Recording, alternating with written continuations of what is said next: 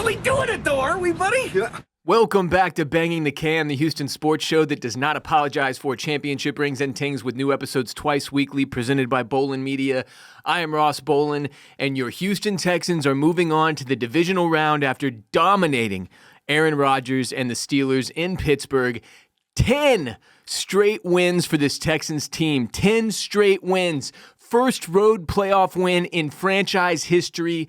The Texans defense scored 2 more touchdowns than the Steelers offense. 30-6, despite CJ Stroud committing 3 truly terrible turnovers. We don't fucking need an offense. We don't even need one. If you're watching on YouTube, hit the subscribe button, turn on notifications right now so you know immediately every time we drop a new episode. Throw us a like on this video and leave a comment in the comment section below when one occurs to you over the course of today's show. If you're on Apple Podcasts, subscribe, give us a 5-star rating, write a quick review. If you're on Spotify, we will take a 5-star rating there as well. Please and thank you. We have to discuss CJ Stroud's performance up top. Get it out of the way, if you will. CJ, what the hell, bro? You've got us all out here sweating our balls off, man. Chill out. Tuck the football and take the sack. Hell, I'd rather you do the thing where you run 5 yards in the wrong direction and get sacked than try to throw with the defensive lineman in your lap, fumbling the football and shit. Can't have that. Playoffs, CJ. It's the playoffs. Hopefully he got it out of his system. But holy hell. That was not ideal. At least he finally wore an Astros hat for his post-game presser. Real talk, though. Stroud made 3 dog shit decisions. He seemed to really struggle handling several snaps. But other than that, he was pretty good. 408 total yards of offense for the Texans. 408 total yards. Stroud threw for 250 yards in the air and a touchdown. You take away those 3 bad plays, and that's one hell of a game. He well outperformed Aaron Rodgers for comparison. We retired Rodgers and didn't even let him score a touchdown. Sad. Very unfair. I'm kidding. Fuck that guy. All due respect, which is none. But if CJ cleans it up a bit, brother, watch out. If the offense looks like it did against the Steelers, minus the turnovers from Stroud, the Texans are going to murder everyone. For that to happen, though, CJ Stroud is going to have to protect the football. Remember that he is rolling with the best defense in football, but also remember he's allowed to run. Would it make sense when there is a wide open field in front of him, he's allowed to use his legs? I understand the resistance given his concussion history, but if this team wants to win a championship, which they do, CJ is going to have to utilize his athleticism a little bit more than he did here against the Steelers. Some insane stats regarding CJ Stroud's performance against the Steelers. Since 1991, when they started recording fumbles, there are only 2 quarterbacks to have 5 or more fumbles in a game and win, including in the playoffs. Eli Manning in Week 16 of the year 2007, and CJ Stroud against the Steelers in the wild card on Monday night. Eli Manning went on to win the Super Bowl that season, the famous helmet catch against the Patriots. Also, CJ Stroud is just the 5th quarterback since 1950 to make the divisional round of the playoffs in each of his first 3 seasons. Also of note, CJ Stroud joined Brock Purdy, Caleb Williams, and Drake May, who all had 2 or more turnovers in their wildcard playoff wins. None of those other guys fumbled the ball 5 times, but hey, shit happens. When it comes down to it, CJ Stroud already has more playoff wins than Dak Prescott. Stroud with 3, Dak with 2. Dak got drafted when Stroud was a freshman in high school. CJ has the same amount of playoff wins as Lamar Jackson. They both have 3.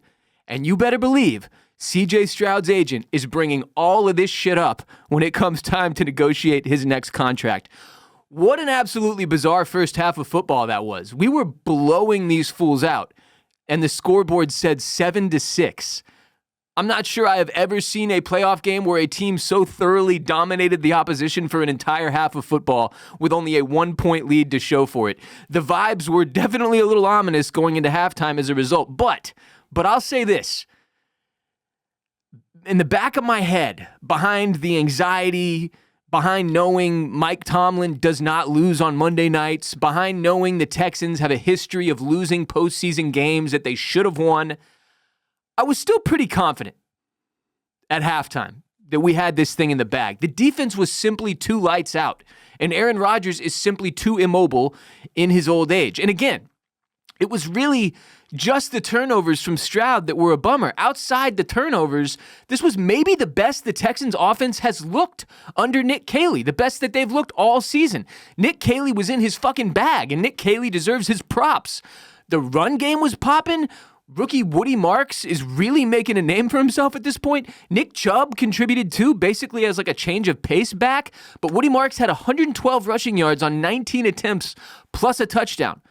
Woody Marks gained positive yards on all 19 of his rush attempts on Monday night, the most carries without a negative or 0-yard rush in a playoff game since at least the year 2000, that was 25 years ago. No Jordan Jawar, no problem. The offensive line was incredible as far as run blocking goes, certainly, and that was the best game, the best the run game has looked all season as a result of largely the offensive line. Nick Caley and Cole Popovich clearly noticed something in the first half because there was a point where suddenly, out of nowhere, something just clicked. Suddenly we were pounding the football down Pittsburgh's throat. Huge props to offensive coordinator Nick Caley and, once again, offensive line coach Cole Popovich for what he has achieved with this Texans offensive line, which has gotten better and better and better all season long. The Texans could have won this game like 45-6. One of my buddies said, think about how many points we would have scored if we just punted on first down. Shout out to Everett. And seriously, we could have won like 44-0. We gave them those 2 field goals off turnovers. That's how good the defense was. But the offense, minus the turnovers, was really damn good too, by Texans standards.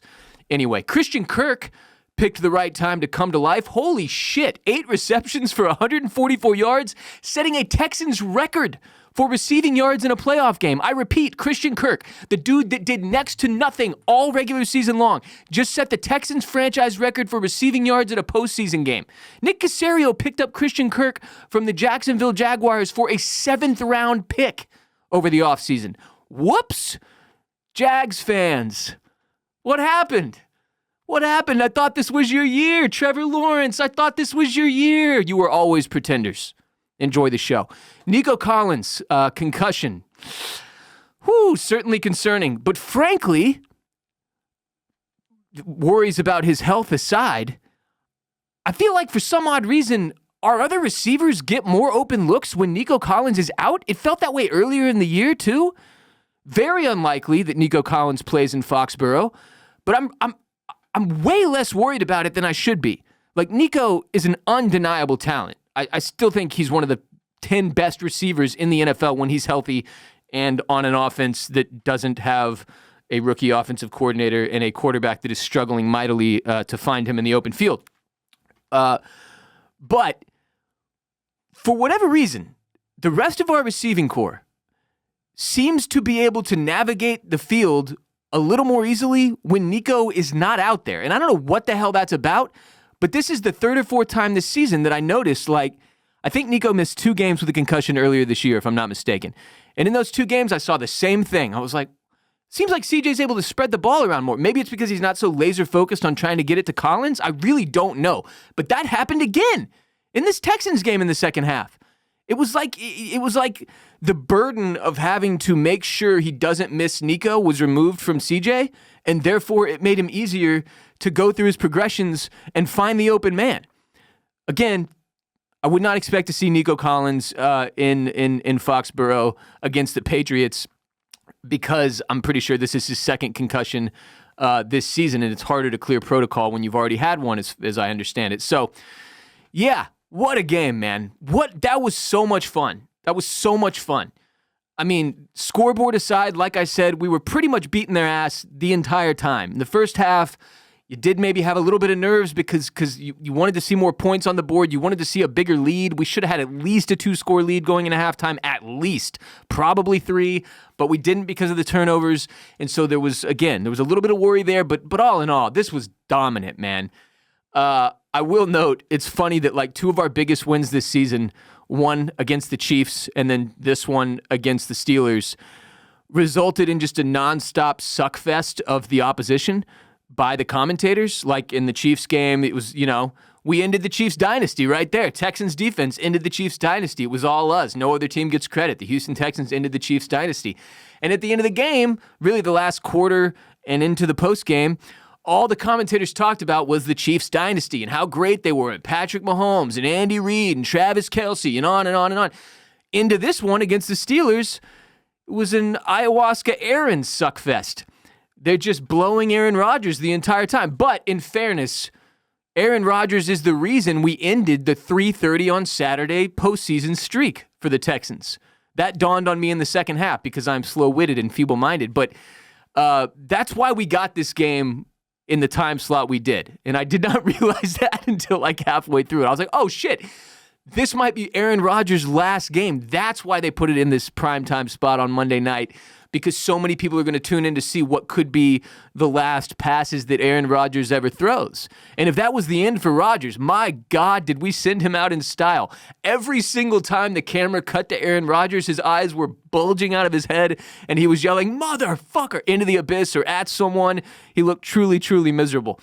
If there was any doubt about this Texans defense after the final game of the regular season against the Colts, there shouldn't have been. And they took that personally. We had second and third stringers out there against Indy, and people didn't want to recognize that for whatever reason. This defense is to be feared and respected. The Texans became the second team in playoff history to score multiple defensive touchdowns in a game without allowing the other team to score a touchdown. Chicago did it in 1940. We are the second team to ever do it after Chicago in the year 1940. The Texans defense allowed just 9 of the 10 plays after 9 yards. Excuse me. The Texans defense allowed just 9 yards on the 10 plays after 2 CJ Stroud turnovers.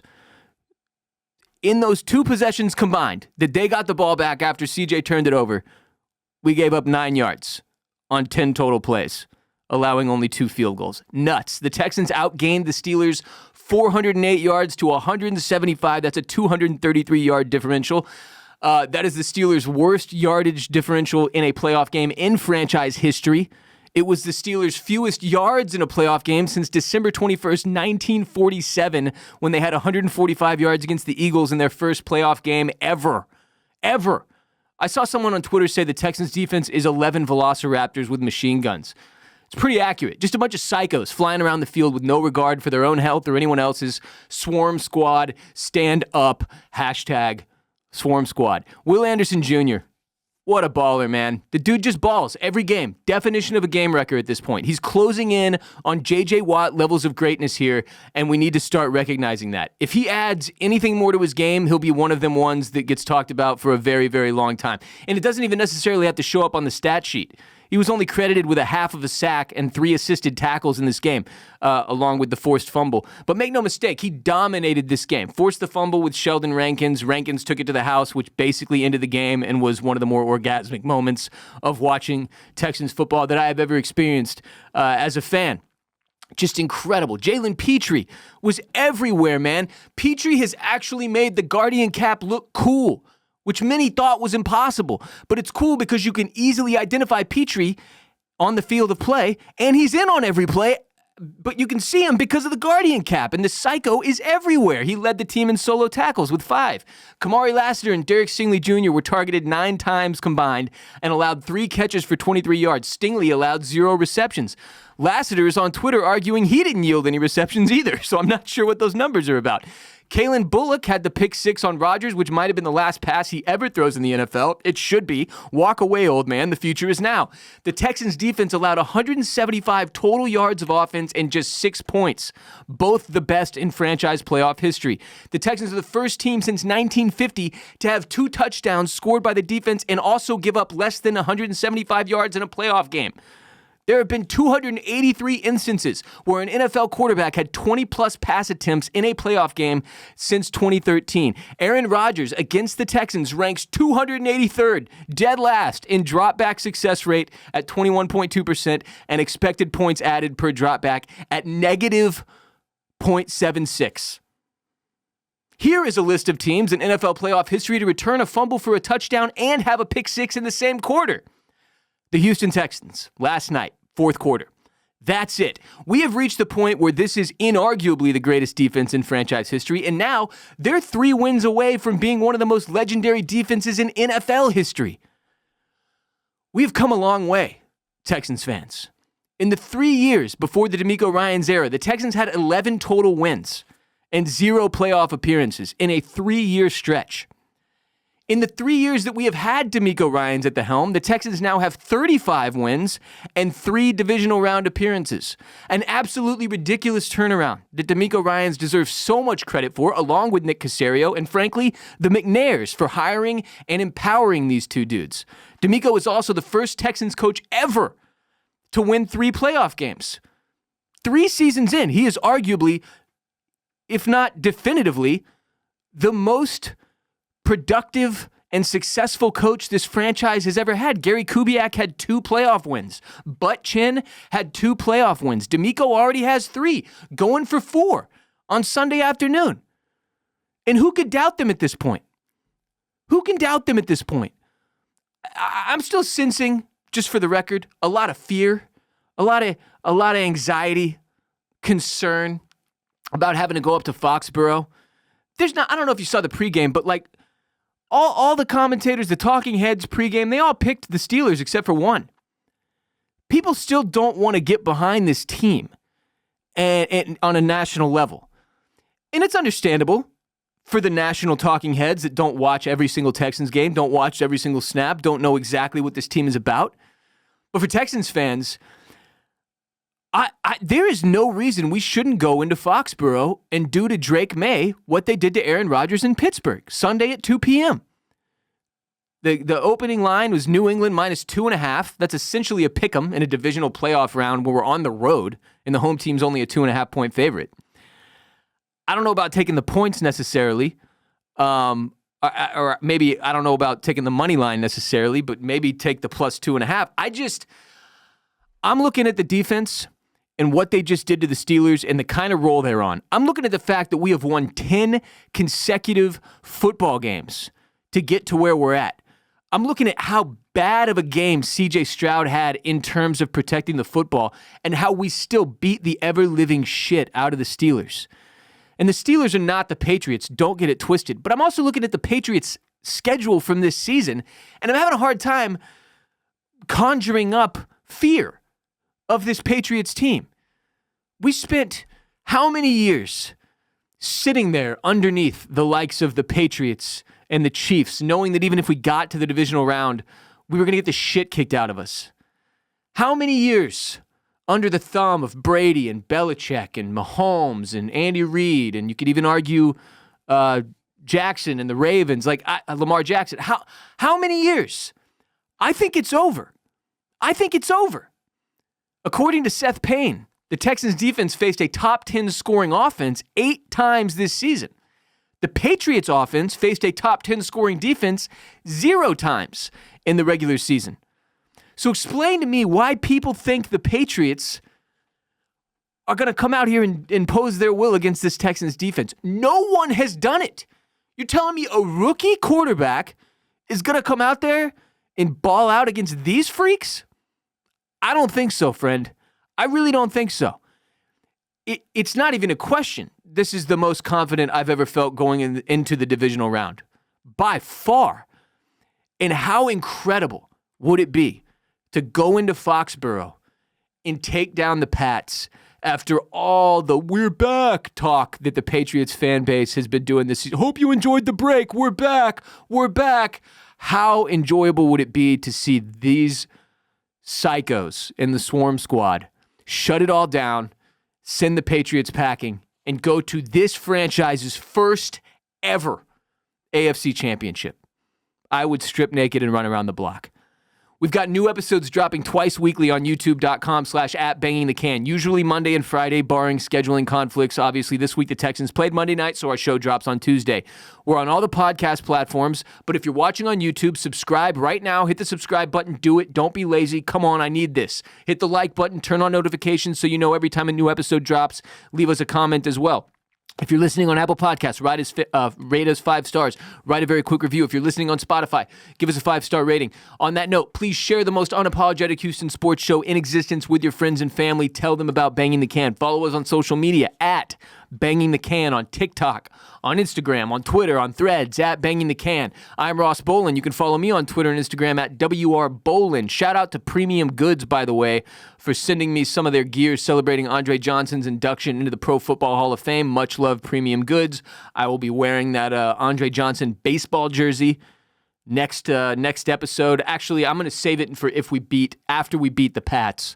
I'll wear that one in the AFC Championship appearance celebratory episode. But yeah, shout out to Premium Goods. Love Premium Goods. I'll be back Friday. I'll probably talk a little bit of Rockets. I might not. I might just focus on Texans and the matchup with the Patriots. It feels too important. I don't know. I haven't decided yet. But turn on those notifications, YouTube subscribers, so you know right when the video drops. Until next time, H-Town, stay down. 10 straight wins. Count them. 10!